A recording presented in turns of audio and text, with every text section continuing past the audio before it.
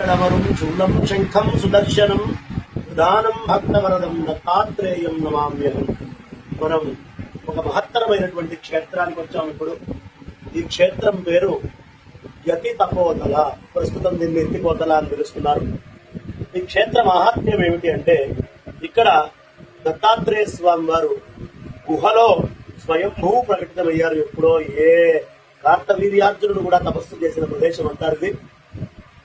ఏ త్రేతాయుగంలో అయ్యారో లేదు కృతయుగంలో అయ్యారో స్వామి చెప్పలేము, కానీ ఇక్కడ స్వయంభూ అయ్యారు. ప్రపంచంలో ఎక్కడా లేనటువంటి దత్తక్షేత్రం ఇక్కడ ఉంటుంది. ఈ క్షేత్రము ఏకముఖి దత్తాత్రేయ స్వామి వారి క్షేత్రం. అంటే స్వామి వారికి ఒకటే ముఖం ఉంటుంది. చాలా అద్భుతంగా ఆ స్వామి ఇక్కడ తపస్సు చేసుకుంటూ ఉంటారు. అదే విధంగా కింద అర్చామూర్తిగా స్వామివారు త్రిముఖాలతోటి మనకు కనిపిస్తారు. ఈ దత్తాత్రేయ స్వామి వారి యొక్క ప్రత్యేకత ఇంకొకటి ఉంది. మంత్రశాస్త్రంలో అమ్మవారి యొక్క శక్తి, అయ్యవారి యొక్క శక్తి ఏమిటి అంటే మధుమతి అమ్మవారు.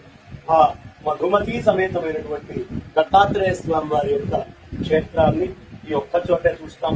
ఇక్కడ చాలా విశేషంగా పూర్వం తుమ్మెదలు తిరుగుతూ ఉండేవి. ఎవరైనా రాకూడనటువంటి వాళ్ళు వస్తే ఆ తుమ్మెదలు ఇక్కడ వాళ్ళని ఉండకుండా వెళ్ళగొడుతూ ఉండేవి. ఇప్పటికి కూడా తెల్లవారుజామునే వచ్చి దేవతలు వాళ్ళు అనుష్ఠానం అర్చన చేసుకొని వెళ్తారు అని ప్రతీతి. ఇక్కడి నుంచి లోపల ఒక అద్భుతమైనటువంటి గుహ ఉంటుంది.